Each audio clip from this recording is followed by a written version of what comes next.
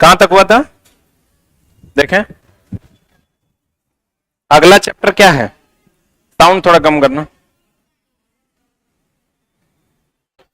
परमाणु की संरचना।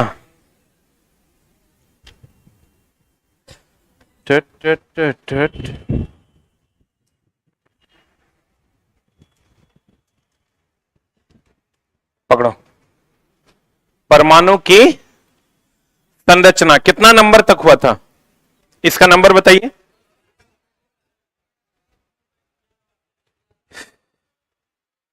दो सौ।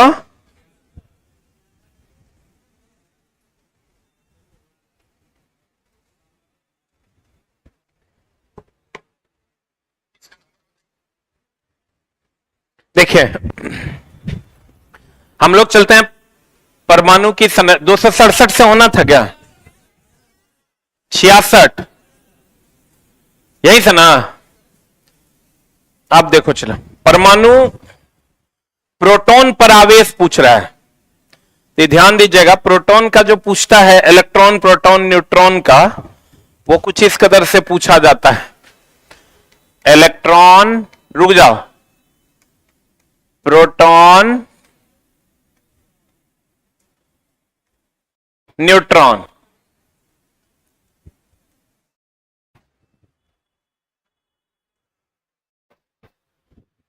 इसका खोज कौन किया था? जो डेटा लिखा रहे हैं इतने पूछता है।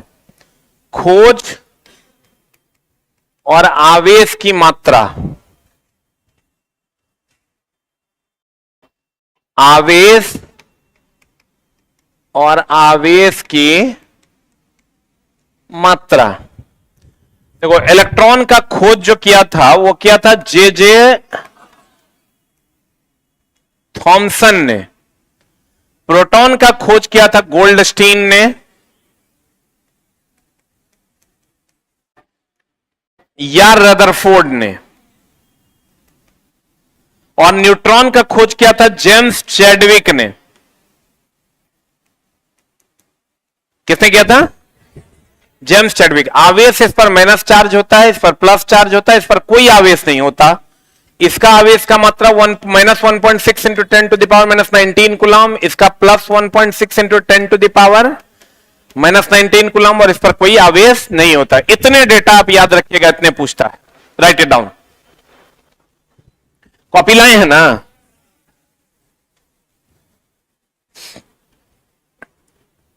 इलेक्ट्रॉन का खोज कौन किया? जे जे थॉमसन। गोल्डस्टीन, रदरफोर्ड दोनों दे दे तो गोल्डस्टीन चुनना है।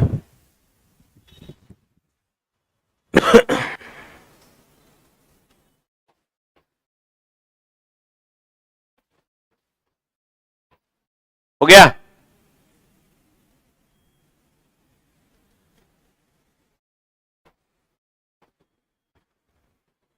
है बहुत सारा डेटा, लेकिन इतने पूछता है।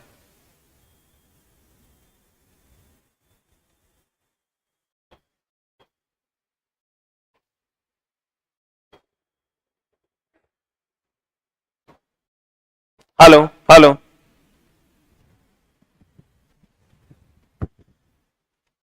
लिखे। इन तीनों को मौलिक कण कहा जाता है। इन तीनों को क्या कहा जाता है? मौलिक कण।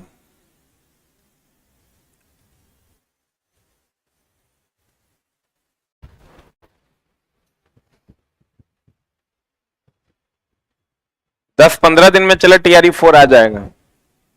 15 दिन लगेगा हमको लगता है, अभी भी 20 दिन भी लग सकता है, लेकिन 15-20 दिन में दे देगा। इस महीने में TRE 4 एग्जाम भी ले लेगा। हाँ हाँ, चुनाव से पहले एग्जाम हो जाएगा। एस्टेट अब नहीं होगा। हो गया?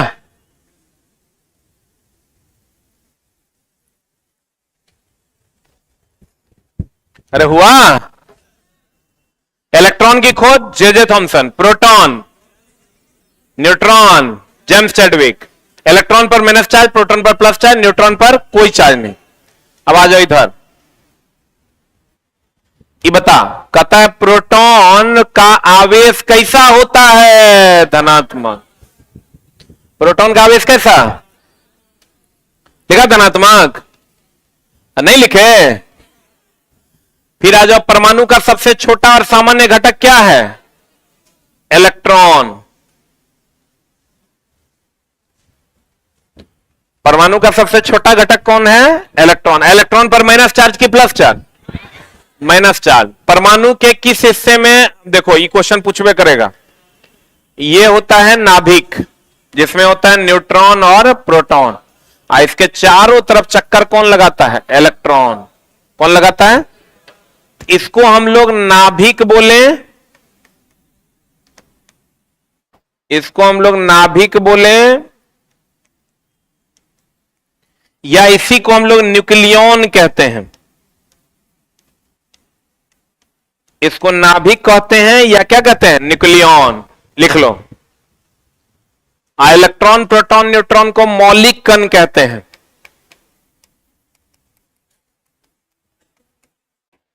मौलिक कण कहते हैं।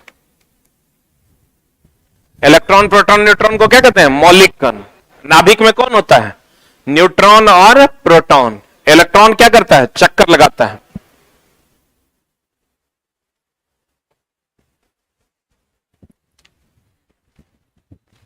अगर आपको कह दे नाभिक और न्यूक्लियन बराबर क्या, तो कहेंगे N plus P. N plus P. Electron, proton, neutron को क्या कहते हैं? मौलिक कण। लिख लिए? अरे लिखे? आप बताइए, परमाणु के किस हिस्से में प्रोटॉन और न्यूट्रॉन पाए जाते हैं? परमाणु के कोर में, या कोर को ही क्या कहते हैं? नाभिक या न्यूक्लियन कहते हैं। नाभिक या क्या कहते हैं? न्यूक्लियन। लिखें? कोर को ही कहते हैं नाभिक या न्यूक्लियन। बता, रदरफोर्ड का परमाणु मॉडल किस तत्व का प्रयोग विधि पर आधारित है? देखो बताते हैं क्या मामला है, बताए भी थे हम ये पीछे। रदरफोर्ड ने अल्फा प्रकीर्णन प्रभाव का खोज किया था।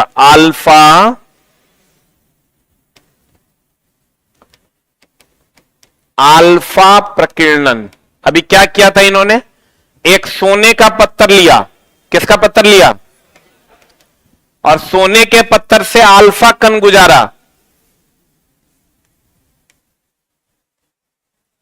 कौन कण गुजारा?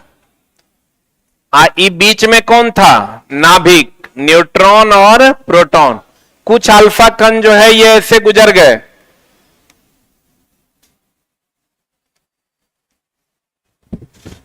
कुछ अल्फा कण सीधे चले गए, कुछ अल्फा कण थोड़ा टेढ़े हो गए, कुछ अल्फा कण जिस पथ पर गए थे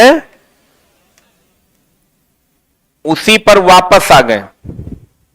ध्यान से देखो,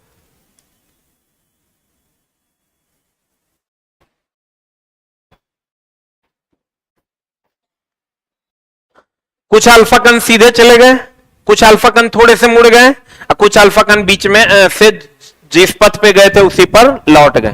तो यहां से रदरफोर्ड ने यह कहा कि इसके बीच में नाभिक है और नाभिक में प्रोटॉन है। चूंकि अल्फा पर भी प्लस चार्ज होता है, तो प्लस में और प्लस में विकर्षण हुआ, इसीलिए लौट गया। और इसके अंदर अधिकांश भाग खाली है, इसलिए कुछ कण सीधे चले गए। बोलन रे, आपको क्वेश्चन पूछेगा रदरफोर्ड ने किस किरण का प्रयोग किया? अल्फा। किसका पत्थर लिया? सोने का। किसकी खोज की? नाभिक की। किसकी? लिखना, रदरफोर्ड ने अल्फा कण प्रकीर्णन प्रभाव के द्वारा, रदरफोर्ड ने अल्फा कण प्रकीर्णन प्रभाव के द्वारा सोने के पत्थर की सहायता से, सोने के पत्थर की सहायता से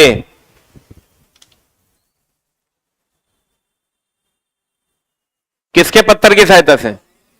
सोने के पत्थर की सहायता से नाभिक का खोज किया। नाभिक का खोज किया। किसका खोज किया? अब बता, रदरफोर्ड का परमाणु मॉडल किस तत्व के प्रयोग विधि पर आधारित है?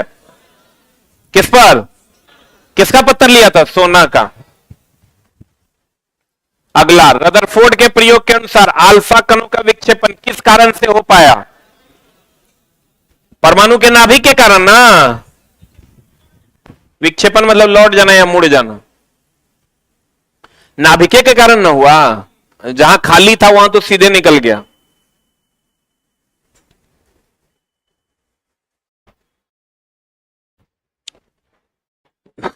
हो गया। रदरफोर्ड के अनुसार कण के विक्षेपण का कारण क्या था? परमाणु विक्षेपण ने कण सीधा निकल गया, सीधा निकला, इसका कारण क्या था? परमाणु के भीतर खाली स्थान, खाली स्थान होगा तब ना सीधे निकल जाएगा।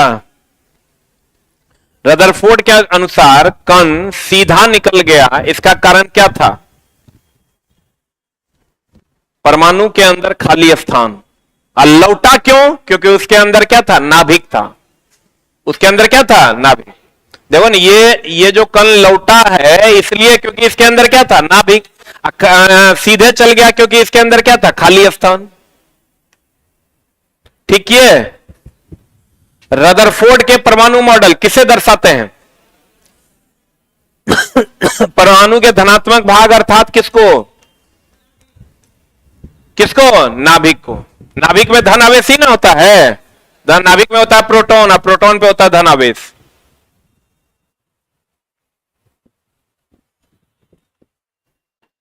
पढ़े?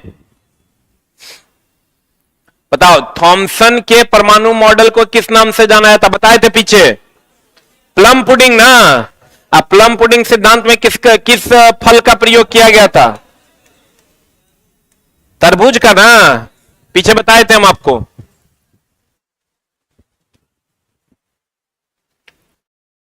प्लम पुडिंग सिद्धांत किसने दिया था? थॉमसन ने। प्लम पुडिंग सिद्धांत किसने दिया था? थॉमसन ने। बता, कौन से तत्व नाभिक में केवल एक प्रोटॉन और न्यूट्रॉन नहीं होते? हाइड्रोजन। देखो एक मिनट रुक जा, हाइड्रोजन का नाम सुने हो?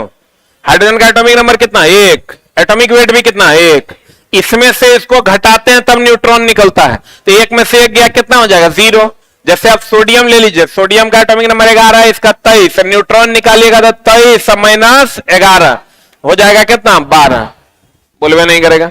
इसको थोड़ा और अगर आपको समझना है तो ऐसे समझिए कि अगर कोई एक तत्व मान लो X है, उसका एटॉमिक नंबर है Z, एटॉमिक वेट है A, तो यहां जो होता है वही प्रोटॉन होता है, वही इलेक्ट्रॉन होता है। लेकिन जब न्यूट्रॉन निकालने जाते हैं तो A माइनस किसका कर देते हैं? A परमाणु भार है कि परमाणु संख्या है? A माइनस कर देते हैं Z। A माइनस क्या करते हैं? Z। यहां A माइनस कर देते हैं Z। अब बताओ, N न्यूट्रॉन, हर चीज में इलेक्ट्रॉन प्रोटॉन और क्या होगा? न्यूट्रॉन। तो ये जो परमाणु संख्या है वही प्रोटॉन होता है, वही इलेक्ट्रॉन होता है। न्यूट्रॉन निकालने के लिए इसमें से इसको घटाना पड़ेगा, और ये इसके बराबर है? बोले वह नहीं करेगा। तो N बराबर A माइनस Z के जगह पर P लिख दें। बोलो ना रे। अब हमको ही बताओ, अगर यहां पर सोडियम 11 23 है, तो 11 23 है, तो ये Z क्या है? परमाणु संख्या। यही है प्रोटॉन की संख्या, यही है इलेक्ट्रॉन की संख्या। और E क्या है? परमाणु भार। बोलवे नहीं करेगा। यहां से न्यूट्रॉन निकालेंगे तो क्या हो जाएगा? A minus Z। तो यहां से न्यूट्रॉन निकालिएगा, A कितना है? 23, Z कितना है? 11। 23 में से 11 क्या कितना हो जाएगा? 12। लेकिन वही अगर हाइड्रोजन से निकालिएगा, अगर हाइड्रोजन से निकालिएगा तो हाइड्रोजन में न्यूट्रॉन निकालिएगा तो एक में से एक गया कितना हो जाएगा? 0। तो एकमात्र ऐसा तत्व है हाइड्रोजन जिसमें न्यूट्रॉन नहीं होता। इसको लिख लीजिए।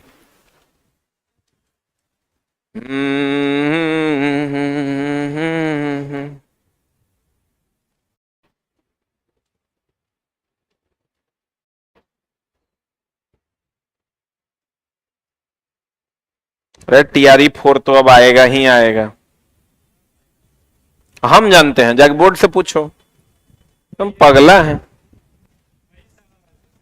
जाके बोर्ड से पूछो ना, हमरा नहीं पता, नहीं आएगा। मन करे पढ़ो, नहीं मन करे नहीं पढ़ो। इतना का माथा का दर्द लेना है? पगला कहीं का आंदोलन होता है तो 20 को जाता है। मेरा घर बैठे टीआरई 4 चाहिए। हम लोग भी तो वही बोलते हैं जो वो बोल रहा है। अब वो झूठ बोल रहा है, जाकर मत दो वोट, आ रहा है इलेक्शन, हमरा से क्या पूछता है। कहता है मास्टर लोग जाइए आंदोलन कीजिए। मास्टर आंदोलन जाता है, तुम कहता है मास्टर चेहरा चमका रहा है, कल जाएगा मास्टर। कहता देखो मास्टर आ गया कोर्स बेचने, देखो मास्टर आ गया फोटो खिंचवाने। नहीं जाएगा मास्टर, करो खुद से। तो अच्छी बात है, हम तो वैकेंसी की ठेका थोड़े लिए हैं। मेरा काम क्या है, पढ़ाना। हम पढ़ा रहे हैं, तेरा मन करे पढ़ो, नहीं मन करे मत पढ़ो, जरा से मन करता है जाके पढ़ो। आंदोलन के नाम पे 5 को इकट्ठा नहीं होगा। मास्टर पे का आंदोलन करो, पगला। आंदोलन का पैसा अलग से लगेगा, समझा। अरे भाई अब तो ये स्थिति हो गया ना कि मास्टर लगता है पढ़ाएगा कम, अब आंदोलन ज्यादा करना पड़ेगा। हर बार अभी बिहार पुलिस वाला नीचे आया था, सर आंदोलन है। हम बोले क्या चीज का? मतलब बारकोड नहीं दे, वो OMR नहीं दे रहा है सर। फिर थोड़ा देर बाद स्टेट वाला आता है, कहता सर आंदोलन है। अरे हम पढ़ाएं कि आंदोलन करें? आंदोलन करना छात्र नेताओं का काम है, तुम्हारा काम है। फिर भी हम लोग सहयोग करते हैं। तो हम लोग जब सहयोग करेंगे तो तुम कहोगे मिल गया सरकार से, ओ कोर्स बेच रहा है इसीलिए सामने आके हल्ला कर रहा है। जाओ, नहीं करेंगे। मन करे पढ़ो, ना मन करे मन मत पढ़ो। जे आंदोलन करता है सबको गरियाता है बच्चा। फाइनल कॉल गाली ही है। अभी आंदोलन हुआ SSC वाला, धर धर के गरिया रहा है। लॉलीपॉप सूंघ के आ गया, चॉकलेट चट के आ गया, चाय पी के आ गया, दे रहा है ना पूरा। अभी बेचारे BPSC का आंदोलन हुआ, कहता तू ही मिल गया, सब मिला हुआ है तुम लोग। आंदोलन में अभी हम साइको का आंदोलन किए, कहता जाके चाय पी के आ गया। ये जाएगा तुरा लिए लड़ने, लोग अंठा देगा। अगर कोर्स लेना है बच्चा ले रहा है। तुम ये बात हमेशा समझो, व्यवस्थाएं एक दिन में नहीं बदलती हैं, लेकिन एक दिन बदलती है, उसके लिए लड़ना होगा। एक आंदोलन में देश को आजादी मिल गया, तो वही स्थिति है। छोटा छोटा चीज से आप लड़िएगा, अपनी बातों को रखिएगा तो चीजें ठीक होंगी, नहीं तो कभी ठीक नहीं होंगी। तो आप उसको हमेशा, कोई भी आपके लिए लड़े तो उसको थैंक यू बोलिए, ये आदत डालो। हर चीज में निगेटिविटी नहीं खोजना है। लेकिन TRE 4 आएगा, लेकिन लेट लगेगा, क्योंकि कल जो सिद्धार्थ जी का बयान है उसमें जो दिख रहा है कि 1 सप्ताह में तो नहीं आने जा रहा है। आ भी सकता है, आनंद फानन में कुछ कर दे, लेकिन 15 दिन के अंदर चीजें आ जाएंगी, ऐसा आप विश्वास रखो और पढ़ाई करो उसी हिसाब से। आ जाओ इधर।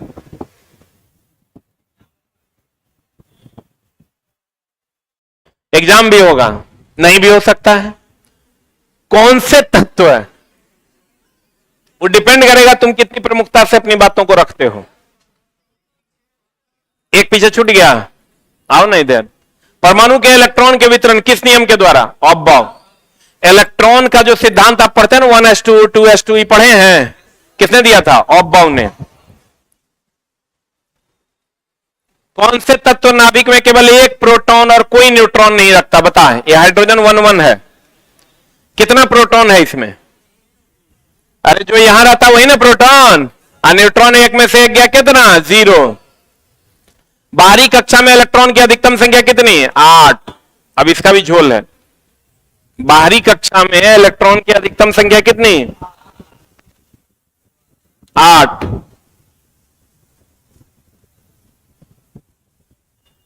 बताते हैं। अस्थाई तत्वों के परमाणु के की संरचना में सबसे बाहरी सेल का को क्या कहा जाता है? बाह्यतम कक्षा। लेकिन ये नहीं पूछेगा, लिख लो। बाह्यतम कक्षा के इलेक्ट्रॉन को मुक्त इलेक्ट्रॉन कहते हैं, पूछेगा, लिखना। बाह्यतम कक्षा के इलेक्ट्रॉन को मुक्त इलेक्ट्रॉन कहा जाता है।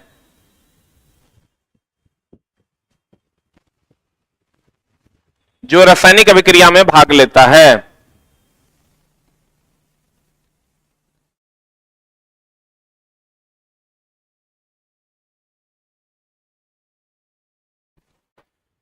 बाह्यतम कक्षा के इलेक्ट्रॉन को मुक्त इलेक्ट्रॉन कहते हैं।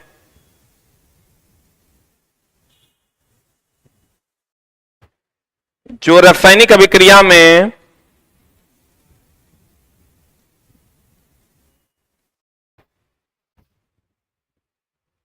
क्या करता है, भाग लेता है।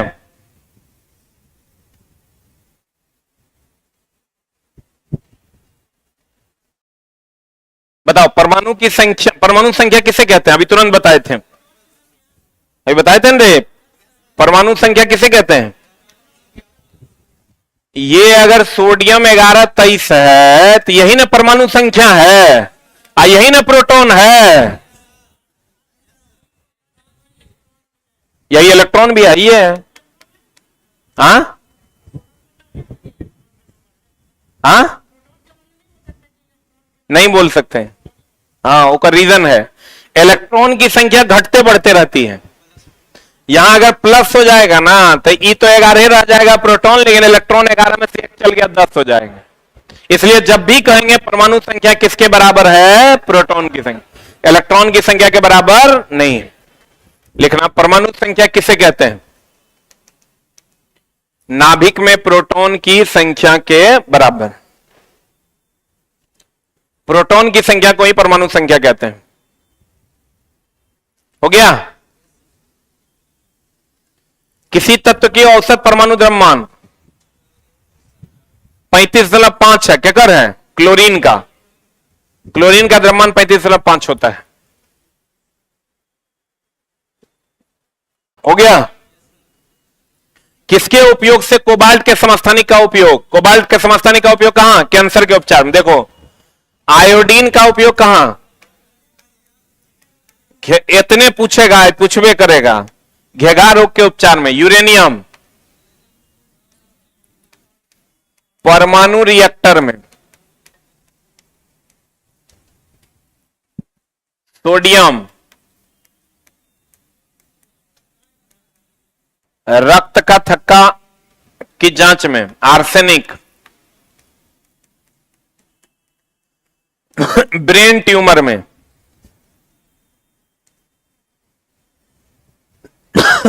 आयरन एनीमिया रोग के उपचार में। कोबाल्ट कैंसर के लिए।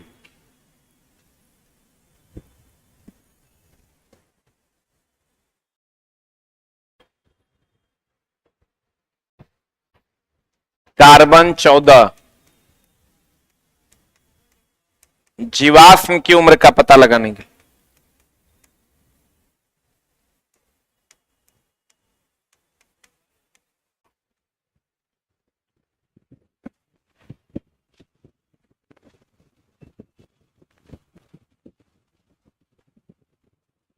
एक आंदोलन और होगा ना टीआरई 4 का, बढ़िया से सब परीक्षा सब हो जाए।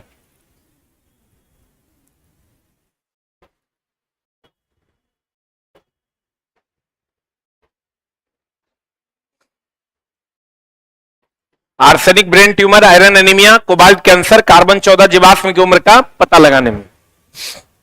हो गया?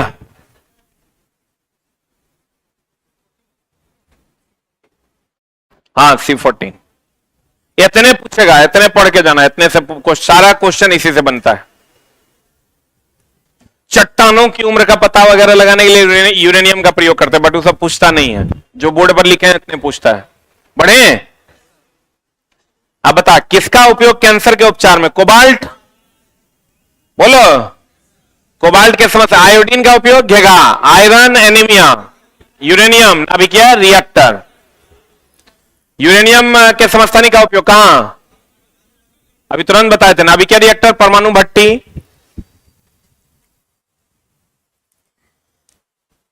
बढ़े? पता, नील्स बोर ने द्वारा दिया गया परमाणु मॉडल किस पर आधारित है? हाइड्रोजन स्पेक्ट्रम पर। याद रखो, ये मॉडल अब चलता नहीं है।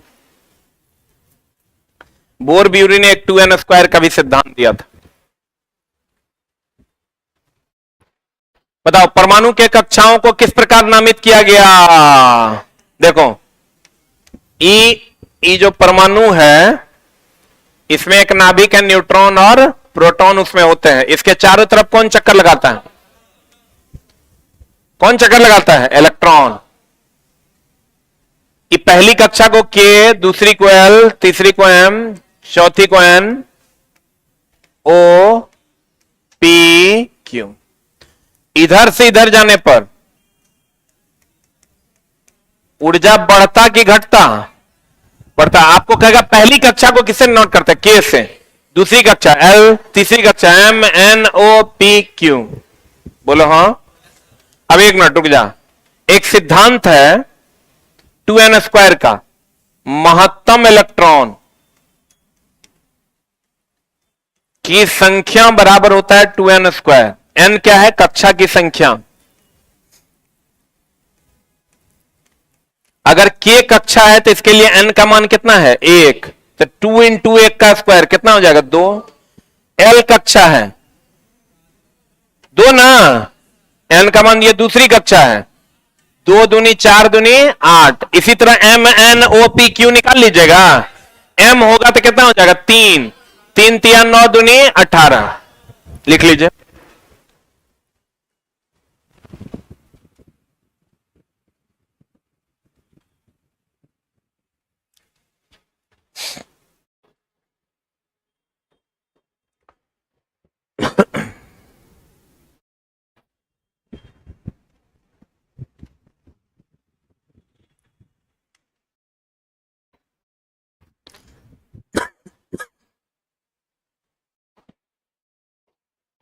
अब बच्चा सब अगर चुप रह गया चला तो लास्ट में वैकेंसी देके थोड़ा छोड़ देगा। मनसा वही है।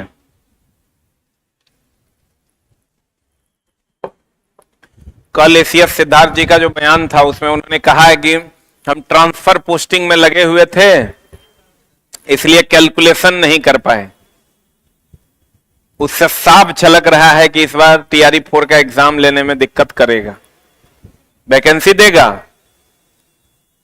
कल लोग क्लियर नहीं बोले कि कहिया देंगे, एग्जैक्ट बोले कि कहिया देंगे, ये महीना में देंगे, अगला महीना में देंगे। बात को टहला दिए।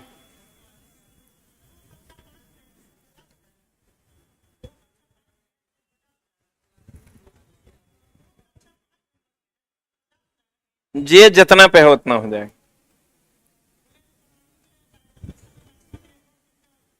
8 8 हो सकता नहीं है। 8 होगा तो वो स्टेबल होगा। होने के लिए तो कितना हो सकता है? हाँ 8 मिनिमम 8 नहीं, फिर गलत स्टेटमेंट दे रहा है। 8 होगा तो स्टेबल हो जाएगा। 8 अगर होगा तो क्या होगा? स्टेबल होगा। कुछ भी हो सकता है। 8 लेकिन अगर होगा तो स्टेबल होगा। अक्रिय गैस की संयोजकता को प्राप्त करेगा तो स्टेबल हो जाएगा। तो आपको कहेगा 22वीं कक्षा में कितना इलेक्ट्रॉन होगा तो कोई भी तत्व जो है स्टेबल हो जाएगा? 8। लेकिन हीलियम के साथ क्या? हीलियम और हाइड्रोजन ये दुए को रहता है तो स्टेबल हो जाता है। हाइड्रोजन और हीलियम में कितना रहेगा? तो 2। ये डुएट पूरा करता है। बाकी सब तत्व कितना पूरा करके स्टेबल होता है? 8। लिख लो हाइड्रोजन और हीलियम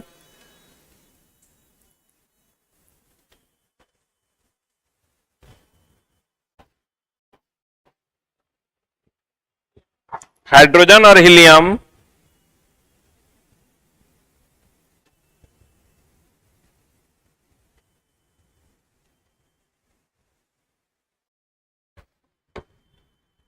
डुएट पूरा करता है। डुएट लिख दें क्या? द्वैध कहते हैं हिंदी में। डुएट पूरा करता है तथा बाकी सभी तत्व ऑक्टेट पूरा करके स्टेबल होता है। बाकी सभी तत्व ऑक्टेट पूरा करके अस्थायी होता है।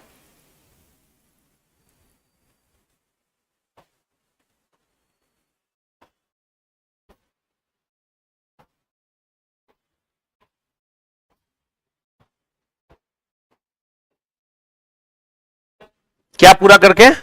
ऑक्टेट पूरा करके अस्थाई होता है। बोलिए। हीरा, हीरा चलो विषैला पदार्थ है, डिपेंड करता है किससे रिएक्ट कर रहा है। नॉर्मली हीरा वो जो आप सिनेमा में देखते हैं कि चाट के मर जाएगा, वैसा कोई सीन नहीं होना, नहीं वैसा कोई सीन होना नहीं है, ऐसा रहेगा जुल्म हो जाएगा। अगला कार्बन का ही अपर रूप है वो। कहते हैं परमाणु के कक्षाओं को किस प्रकार नामित किया गया है? KLMNOPQ। के पहली कक्षा है कि दूसरी? पहली कक्षा है। एक तत्व के परमाणु संख्या किसके समान है? अभी तुरंत बताए थे किसके समान? प्रोटॉन की संख्या। लिखे बढ़े। सोडियम का सही इलेक्ट्रॉनिक विन्यास देखो, ये इलेक्ट्रॉनिक विन्यास कैसे निकालना है सिखा देते हैं, समझ लो। ऐसे अगर निकालना है 2 8 8 18, ये फिक्स है ऑर्डर। अगर आपको सोडियम का निकालना है तो सोडियम 11 23 होता है। तब जब भी इलेक्ट्रॉनिक विन्यास निकालते हैं प्रोटॉन की संख्या का निकालते हैं। किसकी संख्या का? तो देखो 2 एकरा में दे दो, 11 गुना है, 8 एकरा में दिया, 1 एकरा में दिया, 2 8 1 हो गया। और अगर मान लो कैल्शियम का निकालना है 20 40, कैसे निकालोगे? 2 एकरा में दे दो, 8 10 8 18 2 20। बोले वह नहीं करेगा। अगर मान लो हम लोग नियॉन का निकालते हैं, नियॉन होता है कितना? 10 20, तो ये हो जाएगा 2 8। बोलो इसके बाह्यतम कक्षा में कितना इलेक्ट्रॉन? 1। इसके बाह्यतम कक्षा में 2, इसके बाह्यतम कक्षा में 8। ये ऑर्डर याद रखना, 2 8 8 18, 2 8 8 18, 2 8 8 18, 2 8 8 18, 2 8 8 18। लिख लो।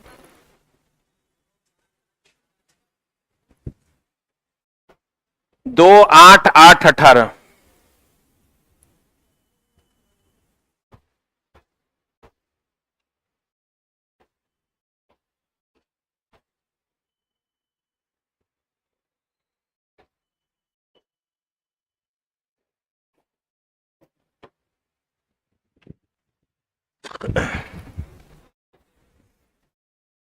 हो गया।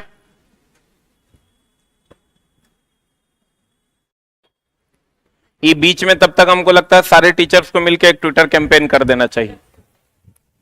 हम देखते हैं बात करके, सारे टीचर को मिलके एक बढ़िया सा ट्विटर कैंपेन हो जाता। चलो कुछ कुछ होते रहेगा तब तो जगा हुआ रहेगा, न तो पता चला एक को सप्ताह सूता तैयारी फुर गया। हो गया? अरे हुआ। बता तो सोडियम होता है 11, 2 8 1 हो जाएगा।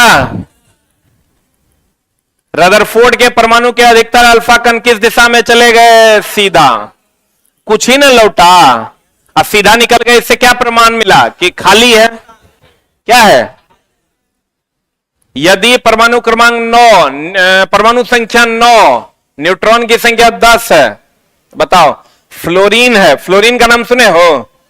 F9 19 होता है।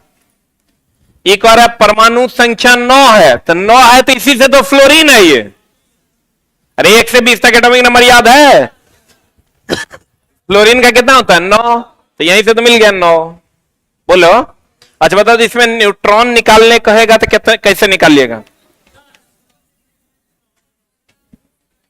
इसमें से इसको क्या करेंगे? घटा देंगे, न्यूट्रॉन निकल जाएगा। और यहां पर जो है यही प्रोटॉन है, यही इलेक्ट्रॉन है, यही प्रोटॉन और यही क्या है? इलेक्ट्रॉन है। बताओ केनाल किरण किसको कहते हैं? धनात्मक किरण को। धनात्मक किरण को इस बार पूछा था ये क्वेश्चन आरपीएफ में, कोई नहीं बना पाया। केनाल किरण किसको कहते हैं? धनात्मक किरण को। हाँ बताओ किसी कक्षा में उपस्थित अधिकतम इलेक्ट्रॉन की संख्या कितना? अभी पढ़ाए थे ना, 2n²। लिखे। एक तत्व के समस्थानिक में होते हैं, देखो ये थोड़ा सा पढ़ लो ना, पढ़ लो। तत्व समान रहेगा तो रासायनिक गुण समान होगा। तत्व समान रहेगा तो रासायनिक गुण क्या रहेगा? समान। और अगर भार समान है तो भौतिक गुण समान। अब एक बात बताइए, रुक जा रुक जा रुक जा, तब लिखना। एक होता है समस्थानिक। समस्थानिक होता है परमाणु संख्या समान, परमाणु भार अलग, अलग अलग। एग्जाम्पल ले लो, कार्बन 612, कार्बन 614। रुक जा, इसमें देखो तो परमाणु संख्या समान है, अब परमाणु भार। तो अगर परमाणु संख्या समान है, तत्व समान है कि अलग अलग? तो तत्व समान है तो रासायनिक गुण समान होगा। अब भार क्या है? अलग अलग है। तो भार अलग अलग है तो भौतिक गुण अलग अलग किससे? अलग अलग ना। अरे छोटा, भार अलग अलग है तो भार अलग अलग है तो भौतिक गुण अलग अलग। अब परमाणु संख्या समान है या तत्व समान है तो रासायनिक गुण, क्योंकि रासायनिक गुण तत्व पर निर्भर करता है और भौतिक गुण भार पर। तो भार अलग अलग हो गया तो भौतिक गुण अलग अलग। अब तत्व समान है तो रासायनिक गुण समान। बोलवे नहीं करेगा। तो हम ये कह सकते हैं समस्थानिक के लिए इसका भौतिक गुण अलग,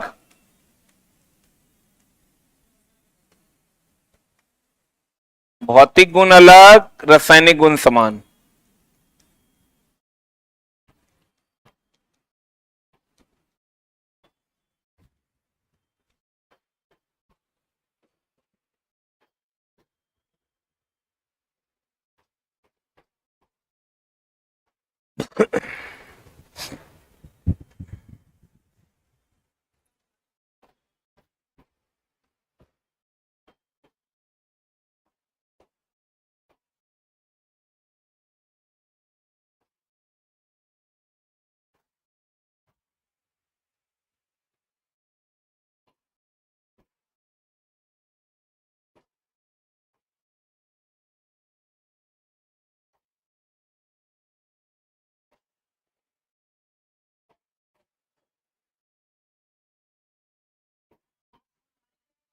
बताते हैं, पहले ही तो लिख, अपने आप बता दीजिएगा। हो गया। रासायनिक गुण समान होगा कब? जब तत्व समान होगा। भौतिक गुण समान होगा कब? भार समान हो। लिखे? लिखे जो खुद तुझे।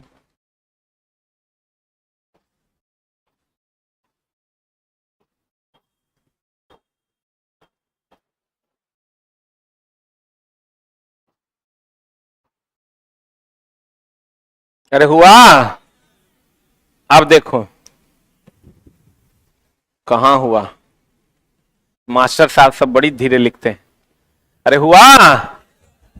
अब देखो, ये समस्थानिक की बात हो गई। हम चलते हैं संभारिक में। संभारिक की अगर हम बात करते हैं, संभारिक में सम मतलब होता है बराबर, भार मतलब भार। तो जिसका भार क्या हो? भार क्या हो? बराबर। एक और एग्जांपल ले लो, आर्गन 1840, कैल्शियम 2040। अब एक बात बता, रुक जा, रुक रुक रुक, इसमें तत्व अलग अलग है कि सेम है? तो तत्व तत्व अलग है तो रासायनिक गुण अलग होगा। अब भार क्या है दोनों का? तो भौतिक गुण समान होगा। तो बताइए इसका हम क्या लिख सकते हैं? भौतिक गुण समान और रासायनिक गुण अलग अलग।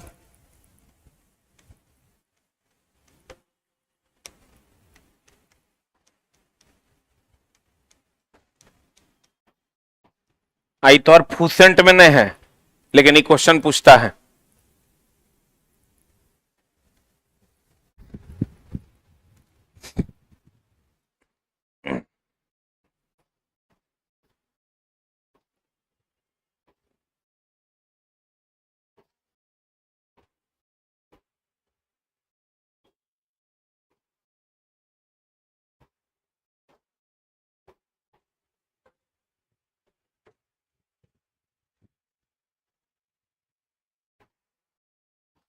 अश्विन है? हाँ बोलो अश्विन। Reference number?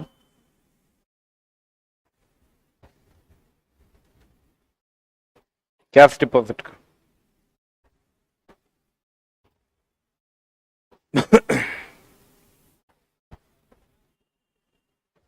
भेज रहे हैं।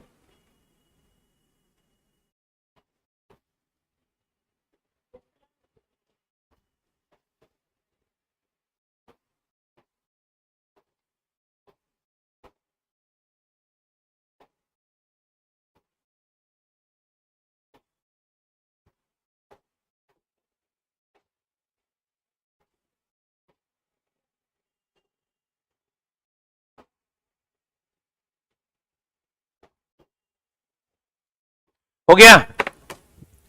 अरे हुआ? अब समझ में आई बात? भार अगर बराबर होगा तो भौतिक गुण समान, और तत्व अगर समान होगा तो रासायनिक गुण क्या होगा? समान होगा। सही है? अब आ जाओ इधर, बता। एक तत्व के समस्थानिक, समस्थानिक बोले तो कार्बन 612, कार्बन 614। बता, इसके समस्थानिक के परमाणु संख्या समान है कि अलग अलग है?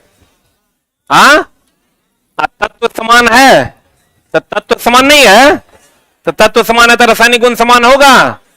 आंसर बढ़े। रदरफोर्ड का अल्फा कण प्रकीर्णन प्रभाव किसकी खोज? परमाणु केंद्र, किसी को हम लोग क्या कहते हैं? नाभिक या कोर कहते हैं।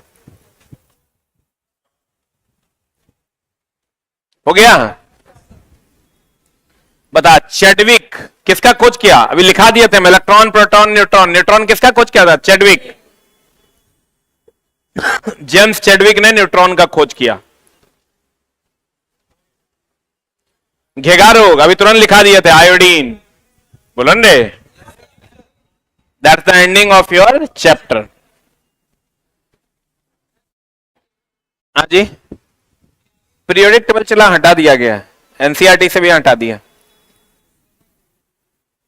कहता प्राकृतिक संपदा, पृथ्वी के मुख्य प्राकृतिक संसाधन कौन कौन है? जल, थल, वायु। ये चैप्टर तुम्हारा यूज का नहीं है, कम क्वेश्चन पूछे जाते हैं, जो पूछे जाते हैं वो हम बता देते हैं। ये क्वेश्चन पूछा जाता है, हमारा शरीर कितने तत्वों से बना है? 5 तत्वों से, पंच तत्वों से बना है। एक लाइन लिख लो, हमारा शरीर 5 तत्वों से बना है। ये चैप्टर आपके यूज का नहीं है। हमारा शरीर कितने तत्वों से बना है? 5 तत्वों से, ये पूछता है। कार्बन डाइऑक्साइड का अधिकता का पृथ्वी पर क्या परिणाम हो सकता है? Very very important, global warming. ये पढ़ा देते हैं हम। देखो, एक मिनट रुक जाओ, देख लो पहले तब समझना। ये सूर्य है, अरे बोलो रे, ये है आपका ओजोन परत। कौन परत है ये कौन मंडल में है?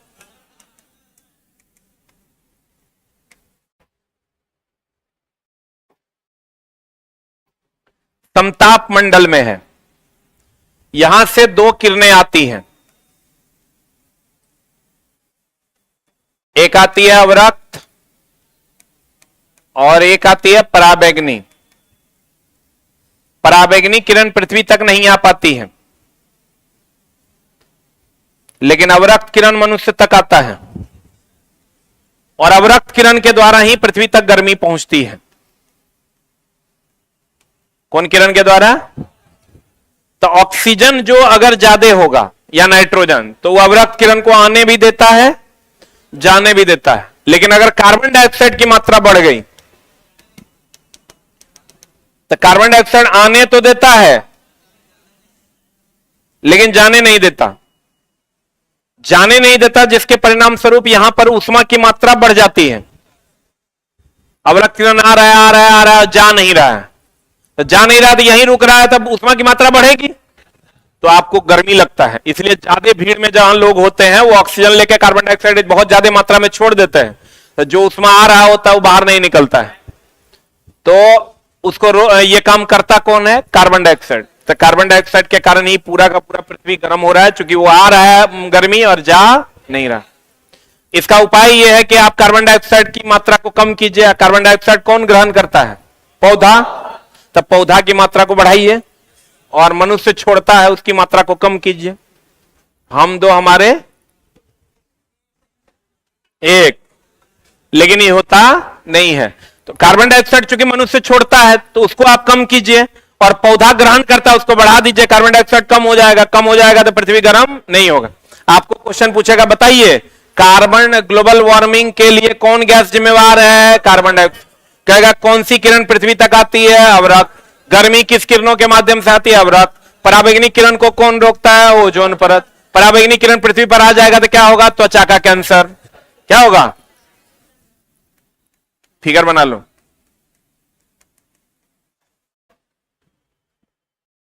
गर्मी पृथ्वी तक पहुंचती है इसी के कारण। आइए, ओजोन परत का क्षय कौन कर रहा है? क्लोरोफ्लोरोकार्बन निकलता कहां से है? आज जिस दिन बाबू इसका क्षय हो गया, पराबैंगनी किरण पृथ्वी पर आ जाएगा, सबको चमड़े का कैंसर हो जाएगा।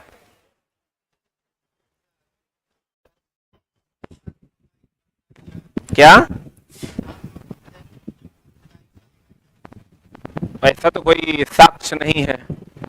आप जब CFC की मात्रा को आप कम कर दीजिएगा तो उसकी मोटाई जो है घटेगी नहीं तो ओजोन परत में जो है छिद्र हो रहा है। छिद्र हो रहा है मतलब ओजोन परत पतला हो रहा है। हो गया? ग्लोबल वार्मिंग का कारण कौन गैस है? CO2।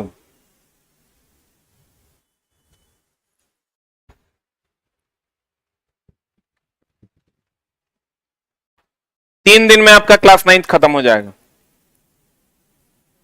बढ़े? अरे बढ़े। हमारे संस्थान ने यह प्रॉमिस किया था कि 6 to 10 सारा पेपर पढ़ा देंगे। हम सारा पढ़ा दिए, पूरा आर्ट्स पढ़ा दिए, पूरा ज्योग्राफी, पूरा हिस्ट्री, पूरा पॉलिटी, पूरा इकोनॉमिक्स। हाँ जी, मैथ भी करवा देंगे। मैथ करवाएंगे मतलब वो एनसीईआरटी मैथ जो आप कहते हैं या एससीईआरटी मैथ, वो भी मेरा पूरा का पूरा बना हुआ है। लेकिन समस्या क्या है दोस्त, वो बड़े इत्मीनान से पढ़ने का चीज है। हम पूरा मटेरियल देखे, 700 पन्ने का मटेरियल। हाँ ना, हम उसके लिए अलग प्लान बना रहे हैं। तुम्हारे हिसाब से प्लान बनाएंगे, एक को फायदा होगा दूसरे को नहीं होगा। आप जो कर रहे हैं ना सर एससीईआरटी, मेरे पास पूरा एनसीईआरटी और एससीईआरटी का मिक्स बना हुआ है ना। बताते हैं, बैच लाइए का क्या मतलब है? कुछ ले आइए, पैसा हमारा खराब लगता है रे। फिर वही हम अभी पैसा तुरंत ले लेंगे, एगो बैच दे देंगे, आइए जाएगा 10-20 लाख। लेकिन हम चला याद करो पिछला 3 महीना से अभी तक कोई बैच नहीं दिया। जो दिए हैं पहले उसको कंप्लीट कर रहे हैं। बैच ऐसा आए जिससे बच्चों को फायदा हो। डेली बैच ला रहे हैं, कर रहे हैं कुछ नहीं, तो फिर ओकर कोनो मतलब बनता नहीं है। अभी तुम बोल दिया एनसीईआरटी, अब एनसीईआरटी मेरा पूरा बना हुआ है, 700 पन्ने का है, लगभग 4 लाख रुपया हम उसपे कंटेंट पे खाली खर्चा किए। लेकिन वो हम जो देखे वो तब बच्चा को फायदा होगा ना जब बच्चा 0 to टॉप पढ़ेगा। वो कहता है सर 1 महीना मैथ पढ़ा दीजिए, नहीं होगा। हम क्लास 1 से क्लास 10th पढ़ा दिए का कंटेंट बना दिए। 4 बार प्रूफ रीड भी हो गया है। पूरा NCERT SCERT class 1 to 10th math बना हुआ है, पूरा 700 पन्ने की किताब है। लेकिन बच्चे के साथ क्या समस्या है? वो बच्चा कहता है सर 1 महीना नहीं होगा भाई, 1 महीना में तो 1 चैप्टर नहीं होगा, किताब तो बहुत दूर की बात। इसके लिए चला उपाय वही है, हम जो तुमको बोले थे, 300 क्वेश्चन हर चैप्टर का आएगा। मैथ का 400 आएगा, बाकी सब रीजनिंग का 200 से 250 क्वेश्चन, बाकी सब सब्जेक्ट का 300 क्वेश्चन आएगा। 250, 300, modern history 300, polity 300, physics 300, chemistry 300, bio 300। और वही क्वेश्चन सबके लिए रामबाण होगा। टीआरई 4 के लिए, मेरे लिए, हम जो अपने तरफ से ला रहे हैं वही ला रहे हैं, और हम उम्मीद करेंगे कि उससे बाहर एक भी क्वेश्चन आपका जाएगा नहीं। कंडीशन अप्लाई कि उसका जितना सॉल्यूशन टीचर्स करवाएंगे वो सब आपको पढ़ना होगा। अगर एक क्वेश्चन में 20 लाइन है तो 20 लाइन पढ़ना होगा, और 20 लाइन किसी न किसी किताब का ऑब्जेक्टिव का 1 लाइनर है। वो जब आएगा तो हम आपको बता देंगे। लगभग लास्ट पर है, फिजिक्स बन गया, केमिस्ट्री बन गया, मॉडर्न हिस्ट्री भी बन गया है, पॉलिटी टाइपिंग में लगल है, ज्योग्राफी का करेक्शन चल रहा है, पूरा आर्ट्स और पूरा science. Including Bihar, Bihar special में नहीं, इसके बाद आएगा, इसके जस्ट बाद आएगा। तब तक आपका वैकेंसीओ नहीं आया है, आने तो दीजिए। आप बताओ आंसर, एक आंसर बता क्या होगा। अब चला कंटेंट नहीं बनेगा तो कुछ नहीं हम दे देंगे, दे दिया, गरिया रहा है पैसा देके। कार्बन डाइऑक्साइड की अधिकता का पृथ्वी पर क्या परिणाम हो सकता है ग्लोबल वार्मिंग, इसको कम कैसे कर सकते हैं? पेड़ लगा के। हम अपने गांव में चला 50,000 पेड़ लगवाए हैं आम का, 50,000 प्लस। आप लोग भी जब जॉब में जाइएगा तो पेड़ जरूर लगाइए। उससे होगा क्या? ग्लोबल वार्मिंग कम होगा। इस साल जितनी गर्मी पड़ रही है उससे कम अगले साल पड़ेगा। कहता है कृत्रिमिक खादों, देखो फिर यहां झोल है। यहां जो तुमको पूछता है वो पूछता है जैविक और अजैविक के बारे में, खाद और उर्वरक के बारे में। ये जानते हैं? कंपोस्ट जानते हैं? वो खाद है। कंपोस्ट क्या है? खाद है। हम लोग जो डीएपी, पोटास, जिंक डालते हैं क्या है? उर्वरक। इसका क्वेश्चन आता है, बहुत आसान है अगर बच्चा समझ ले इसको। तो खाद जो हम लोग डालते हैं कंपोस्ट गोबर वाला, वो संतुलित है क्या असंतुलित? असंतुलित है। जल्दी काम इस साल डालोगे अगले साल काम करेगा। और डीएपी, जिंक का यूरिया अभी डालो, कल भोरे काम कर जाएगा, लेकिन वो खतरनाक है, कार्सिनोजेनिक है, कैंसर दायक है। बोलो न रे, पंजाब में वो कैंसर एक्सप्रेस ट्रेनें चलता है, क्योंकि इतना उर्वरक वहां यूज हुआ कि वहां लोगों को अनाधून कैंसर होना शुरू हुआ। उर्वरक वो है जो डीएपी, पोटास, जिंक मारते हैं। खाद वो है जो हम लोग कंपोस्ट डालते हैं। जैविक खाद आजकल आया हुआ है, देखे हो? अच्छा, कभी यूरिया डाले हो खेत में? अभी डालो, शाम होते होते देखना, अभी सुबह में डालो, अब भोरे अगला दिन देखना इतना बड़ा पौधा था वो इतना बड़ा हो जाए, हरा हरा हो जाता है। अब बढ़ता नहीं है।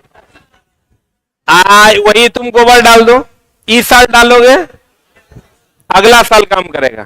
तो वो उर्वरक हमारे लिए नुकसानदेह है, यही तो समस्या है। और खाद हमारे लिए नुकसानदेह नहीं है। एक लाइन जो एक ही लाइन में तो और सब बात क्लियर हो जाएगा। हम लोग कहते हैं दोस्त मेरे उर्वरक, इसको कहते हैं अजैविक खाद। रुक जा, खाद या जैविक खाद। रुक रुक रुक, अब इसका एक ही लाइन क्लियर कर देगा। इसमें आ गया डीएपी,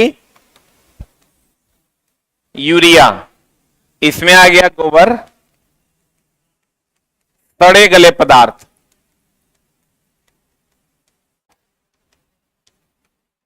अभी चला गेहूं में एक एक कट्ठा में लोग 40-40 किलो खाद लगा रहे हैं। रुक रुक रुक रुक न रे, इस संतुलित की असंतुलित? अरे देखते हो इसमें लिखल रहता है 44% नाइट्रोजन है, इतना परसेंट है ही है, इतना परसेंट है ही है। ये इसमें क्या लिखल रहेगा? असंतुलित। ई हानिकारक की लाभदायक? हानिकारक। ई ना लाभदायक कहे बोल रहा है, एक बोलो हानिकारक नहीं।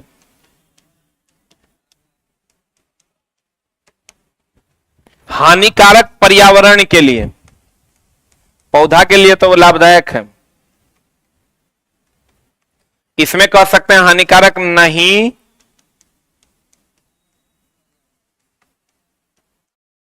अब बताओ, ये तुरंत काम करता है कि लेट से? ये तुरंत काम करता है।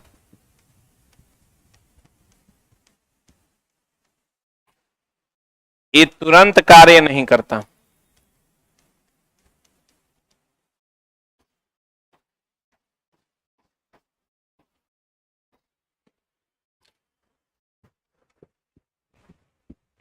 जैविक इसलिए इसको कहते हैं क्योंकि जिसमें जान हो उसको सड़ा के हम लोग बनाते हैं। पादप वगैरह का अवशिष्ट जो है वो सबसे भी बनता है।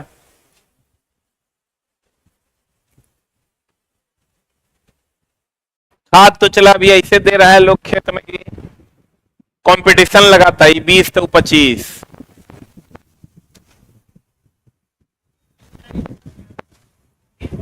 सब अभी कैंसर जो है अगला 10-15 साल में कैंसर बहुत तेजी से बढ़ेगा। अच्छा, एक क्वेश्चन पूछा है एनसीईआरटी में दिया हुआ है, कैंसर किस चीज से सबसे ज्यादा फैल रहा है?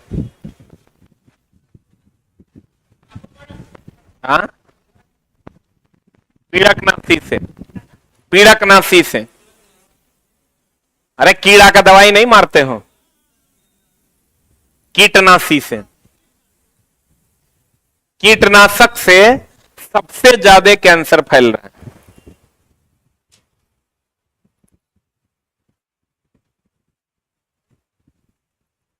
इसलिए कीटनाशक का प्रयोग नहीं करना चाहिए। नहीं करिएगा तो बचवे नहीं करेगा। सब कीटनाशक चारों तरफ खेत में डाल देगा, तुम छोड़ दो, सब तोरे जितना कीट रहेगा वो तोरे खेत में रहेगा। सब मुसवा का दवाई डाल देगा, तुम छोड़ दो, जितना मुसवा है सब तोरे खेत में आ जाएगा। सब खाद डालेगा, आप छोड़ दीजिए, तो सबका नहीं ना, सबका बड़ा हो जाएगा, तो सबका पौधा बड़ा होकर प्रकाश संश्लेषण कर पाएगा। आपका छोटा रहेगा, उसको धूपे नहीं मिलेगा, प्रकाश संश्लेषण कर नहीं पाएगा। हो गया? तो गोबर क्या है? खाद की उर्वरक? खाद ना। डीएपी पोटास क्या है? उर्वरक। डीएपी पोटास क्या है? उर्वरक। अरे लिखे, कृत्रिम खादों का प्रयोग किस तत्व की अधिकता के कारण होता है? नाइट्रोजन। कृत्रिम खाद में सबसे ज्यादा हम लोग नाइट्रोजन का प्रयोग करते हैं। नाइट्रोजन पौधों की वृद्धि के लिए अनिवार्य है। नाइट्रोजन लिख लो, पौधों की वृद्धि के लिए अनिवार्य है। यूरिया में सबसे ज्यादा 46% क्या रहता है? नाइट्रोजन। इसीलिए यूरिया मारते हैं, फट से बढ़ जाता है। नाइट्रोजन पौधों की वृद्धि के लिए अनिवार्य है।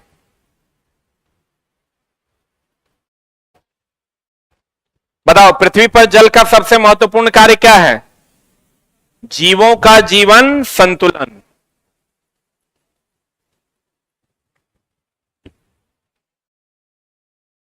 न कहते हैं जल ही जीवन है।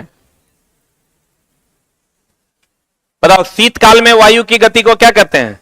गति बढ़ जाती है कि घट जाती है? ये लाइन गलत है, काट दो। गलत है, लाइन काट दो। गर्मी के मौसम में वायु की गति तेज होने का क्या कारण है? क्षोभ मंडल की प्रक्रिया। ये ज्योग्राफी वाले सर आपको बताएंगे। समताप मंडल, क्षोभ मंडल वही बताते हैं। उस सब ओकरा से जाकर पूछो। तटीय क्षेत्रों में रात के समय वायु की दिशा क्या होती है?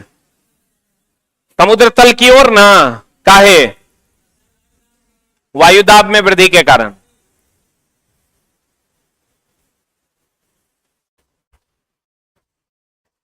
बताओ, वायुमंडलीय हवा के बहाव का निर्धारण कौन सी प्रक्रिया करता है? वातावरणीय दाब।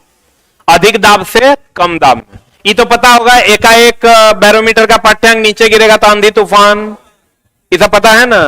धीरे धीरे नीचे गिरेगा तो बारिश, धीरे धीरे ऊपर आएगा मौसम साफ, ये पता है ना।